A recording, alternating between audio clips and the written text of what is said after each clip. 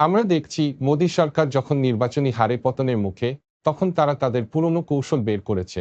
নিজের জনগণকে বিভ্রান্ত করতে যুদ্ধের উত্তেজনা সৃষ্টি করছে। তারা আজ পাকিস্তানকে লক্ষ্যবস্তু বানানোর হুমকি দিচ্ছে। আমি খুব স্পষ্ট করে দিতে চাই, পাকিস্তান কেবল পাকিস্তান নয়। পাকিস্তান আজ চীনের সামরিক মিত্র, চীনের কৌশলগত উন্নয়ন অবকাঠামো সম্প্রসারণের অপরিহার্য অংশ। আমরা পাকিস্তানের সঙ্গে শত শত বিলিয়ন ডলারের অর্থনৈতিক চুক্তি করেছি। বেল্ট অ্যান্ড রোড ইনিশিয়েটিভের সবচেয়ে গুরুত্বপূর্ণ করিডর, চীন পাকিস্তান ইকোনমিক করিডর, গওদর বন্দর থেকে কাশকর পর্যন্ত বিস্তৃত। আজ কয়েক লাখ চীনা নাগরিক পাকিস্তানে কাজ করছে, তারা সে দেশের উন্নয়ন সাধনে সহযোগিতা করছে। পাকিস্তানের নিরাপত্তা মানে চীনের নিরাপত্তা।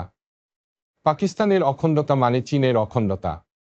আমি আজ মোদী সরকারকে সরাসরি হুঁশিয়ারি দিচ্ছি, যদি পাকিস্তানের বিরুদ্ধে কোনো আগ্রাসন চালানো হয়, তাহলে আমরা তাকে চীনের বিরুদ্ধে সরাসরি হামলা হিসেবে গণ্য করব এবং তার যথোপযুক্ত জবাব আমরা মোক্ষমভাবে দেব, নিঃসংশয়ে, নিঃশর্তে এবং সম্পূর্ণ দ্বিতার সাথে। মোদি, আপনি নিজের দেশের নাগরিকদের হত্যা করে মণিপুরে, আসামে, উত্তর পূর্বাঞ্চলে রক্তগঙ্গা বইয়ে ভোটের রাজনীতি চালাতে পারেন, কিন্তু মনে রাখবেন, প্রতিবেশী দেশগুলোকে আগ্রাসনের শিকার করার দিবাস্বপ্নের বাস্তবায়ন চীনের সামরিক, কূটনৈতিক এবং অর্থনৈতিক প্রাচীরে মুখ থুবড়ে পড়বে। আপনি সস্তা দেশপ্রেমের নামে জনগণকে বিভ্রান্ত করে পাকিস্তানে হামলার স্বপ্ন দেখাচ্ছেন। ভালো স্বপন দেখুন, কিন্তু মনে রাখবেন, সেই স্বপ্ন বাস্তবে রূপ দিতে গেলে আপনাকে কাশ্মীর ছাড়তে হবে, আপনাকে আসাম ও মণিপুর বাংলাদেশের হাতে ছেড়ে দিতে হবে, আপনাকে অরুণাচল প্রদেশের চীনের কাছে হস্তান্তর হবে। আপনি চাইলে আজই পাকিস্তানে হামলা করতে পারেন, কিন্তু তার ফলাফল হবে সর্বনাশা। দক্ষিণ এশিয়ার মানচিত্র নতুন করে আঁকা হবে। পাকিস্তানের বিরুদ্ধে কোনো চক্রান্তের অর্থ হবে কাশ্মীরের সম্পূর্ণ স্বাধীনতা, বাংলাদেশের প্রাকৃতিক দাবিগুলোর পুনরুজ্জীবন এবং চীনের অরুণাচল অধিকার প্রতিষ্ঠা। আপনাদের স্মরণ করিয়ে দিতে চাই, ইতিহাস সাক্ষ্য দেয়, ইসরায়েল হাজার হাজার নিরীহ ফিলিস্তিনিকে হত্যা করেছে, আর যুক্তরাষ্ট্র তাদের অস্ত্র আর অর্থ দিয়ে সহায়তা করেছে। ঠিক তেমনি আমরা চীন ও পাকিস্তানকে একইভাবে রক্ষা করব, কিন্তু আরও শক্তিশালীভাবে, আরও ব্যাপকভাবে, আরও দায়িত্বশীলভাবে। কিন্তু পাকিস্তান কোনো নিরীহ মানুষকে হত্যা করেনি। আমাদের প্রতিটি রক্তকণিকা আজ পাকিস্তানের প্রতি নিবেদিত। প্রতিটি সেনা, প্রতিটি প্রযুক্তি, প্রতিটি অর্থনৈতিক সহায়তা পাকিস্তানের সার্বভৌমত্ব রক্ষার জন্য ব্যবহৃত হবে।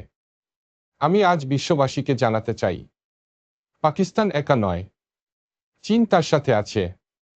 আপনারা যদি পাকিস্তানের দিকে 1 ইঞ্চি আগান, চীন 1 মাইল এগিয়ে আসবে। আপনারা যদি পাকিস্তানের এক সেনা হত্যা করেন, চীন তার বদলা 10 গুণে নেবে। আপনারা যদি পাকিস্তানের মাটিতে বোমা ফেলেন, চীনের আকাশ থেকে বজ্রপাত হবে। চীন যুদ্ধ চায় না, তবে আত্মরক্ষার জন্য যুদ্ধ করতে আমরা কখনো পিছপা হব না। চীন শান্তি চায়, তবে আত্মমর্যাদা বিসর্জন দিয়ে নয়। আজ আমি ভারতের জনগণকেও আহ্বান জানাই, মোদী সরকারের উন্মাদনা রোধ করুন। যুদ্ধের উন্মাদনায় না ভেসে শান্তির পতাকা তুলে ধরুন। যুদ্ধ কখনো উন্নয়ন আনে না। যুদ্ধ শুধু মৃত্যু, অনাহার আর দুঃস্বপ্ন নিয়ে আসে। আমরা দক্ষিণ এশিয়ার শান্তি চাই।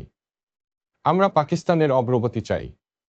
আমরা ভারতীয় জনগণের মঙ্গলও চাই, তবে মোদির যুদ্ধবাজি আমরা কোনো অবস্থাতেই মেনে নেব না।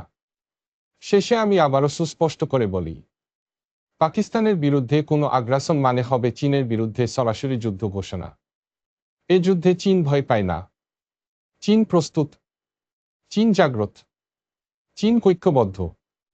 পাকিস্তান কখনই একা নয়। পাকিস্তানের পাশে 140 কোটি চীনা আছে। তোমার পাশে আমাদের বাহিনী আছে।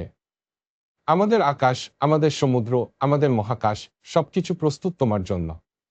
আর মোদি, আপনাকে আজকের এই বার্তা স্মরণে রাখতে বলছি, যে আগুন আপনি জ্বালাতে চান, সেই আগুনে আপনি নিজেই পুড়ে ছাই হয়ে যাবেন। দক্ষিণ এশিয়ার মানচিত্র নতুন করে লিখতে চাইলে প্রস্তুত থাকুন, কারণ চীনও তার কলম ধারালো করেছে।